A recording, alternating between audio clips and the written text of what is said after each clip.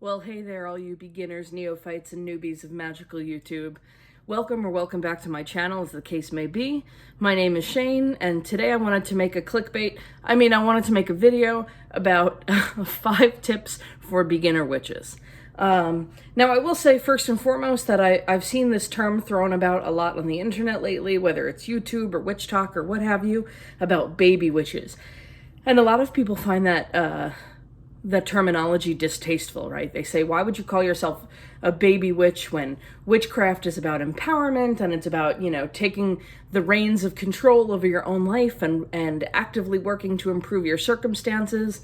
And this is very much something for, adults. And I understand all of that, but I also understand that it's just a fun term that some people like, and it's not worth, getting our knickers in a twist over it.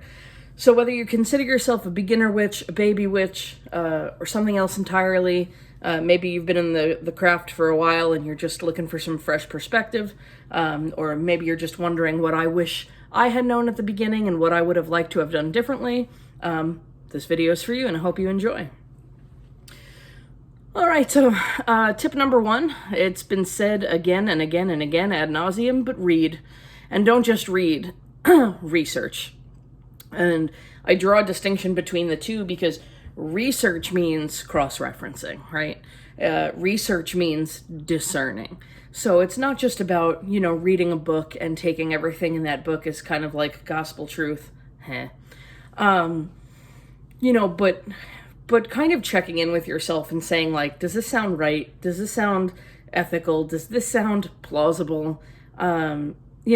Have other authors also said this, or is this just kind of one person's little soapbox? Anytime you're going to read a book about herbalism or stones, you just want to be careful. You don't want to ingest anything that's potentially harmful or poisonous, so always cross-reference, always check multiple sources before you just kind of like swallow something, wholesale, right? And I understand, when I say read and research, I also mean with books, actual physical books. I understand they're expensive, and I don't encourage spending money in the beginning. I really don't, because you don't even know if this is something you're going to like or stick with, right? And most people are of limited means, not just in the magical community, right? But I think it's a truth that most of us are closer to, the poverty line than we are to, like, the billionaires, right? So you don't have to, spend a lot of your personal resources to get good books. A lot of people have made videos about where to get excellent witchcraft sources for free, whether that's libraries or PDFs or, borrowing from friends or whatever. But please read books. Read actual published books from reputable sources, and don't just, kind of accept something as legitimate because, baby witch Hecate XXX666 love said so on TikTok, right? So yeah, cross-reference, discern, sit with what you're reading, and, just be judicious with it. But read everything you can get your hands on, which kind of, segues me into tip number 2, which is please don't stop at magical books or witchcraft books or just books on Wicca, right? In the beginning, it's fine, but as you start to progress, there's only so many spell books you can read, right? There's only so many books on theory, that you can read, 1 or 2 or 3, and you really start to get a handle on the principles of magic. But if you want to go deeper at some point, you will also need to read books about mythology, about psychology, so you can understand, just motivations and, why you're throwing up certain roadblocks in your life to accomplishing your goals or whatever. It's good stuff to know. Psychology will also help you a lot with divination if you want to learn how to, read tarot or some other method. If you want to learn healing, I highly recommend, books on anatomy, like medical books on anatomy. And again, for free at the library, don't go crazy. But an anatomy textbook is going to be super helpful, when trying to heal someone's physical ailments with magic. more so than like yet another spell book that you kind of, whipped off the shelves of Amazon or whatever. And I say that as someone who is struggling through Anatomy and Physiology Part 2 as we speak. The spring semester just started last week, so, excuse my unkempt and disheveled appearance today. I'm only a couple days in and I'm in the swing of it already. But last semester, taking Anatomy 1 and Basic Biology really, really helped me a lot as a witch. Like, I can't even...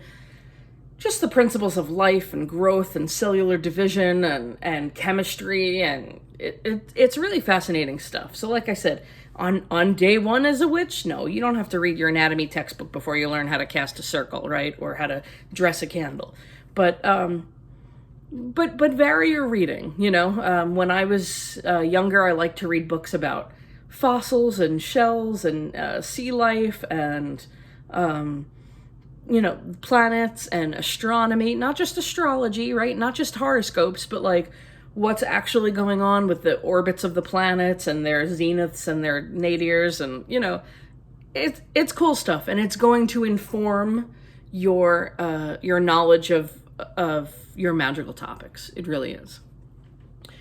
My third tip would be to journal everything. You're going to want to look back on your earlier experiences and either laugh at them or grow from them, or say like, oh, wow, this is how my thought on this subject has changed, right? So a year ago, this was my opinion on magical silence. And now, because of the things that I've experienced over the past year, 18 months or 2 years or whatever, this is how my opinion on magical silence has evolved. Or this is how my opinion on, the ethics of love magic or prosperity magic has evolved. In terms of your magical experiments, you're going to want a record of what worked, what didn't work out so well, what would you do differently next time. And just you're going to want to track things like you did these spells or these magical workings on these phases of the moon or these days of the week, and, did that have any effect? And just log your feelings, your personal growth as a person. But I would journal everything because I really think it comes in handy later on down. Keep a dream journal, write all that stuff. You'd be amazed at how that symbolism kind of creeps up later in maybe not so obvious ways. And it's not until you're looking back and you're like, holy shit, maybe you didn't... have a dream that you had a fight with your best friend about how you can never be honest with them, but you had a dream that 6 months ago that you were walking with your best friend and all your teeth fell out of your mouth, right? So like, just journal, write all that shit down, and it will enrich your experience. Tip number 4 is something I struggle with to this day, however many years I'm in. And it's, please don't be crippled by perfection. This one is so tough. It is so tough. Like, it's fun to read, it's fun to experiment, it's fun to journal, it's fun to, start your witchy book of shadows or whatever else.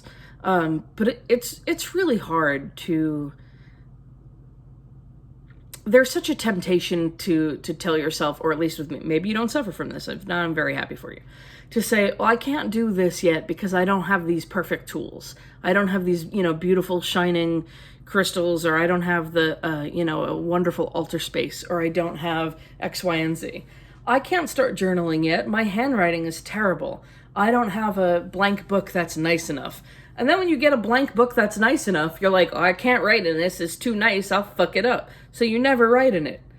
Stares at a whole shelf full of beautiful blank books.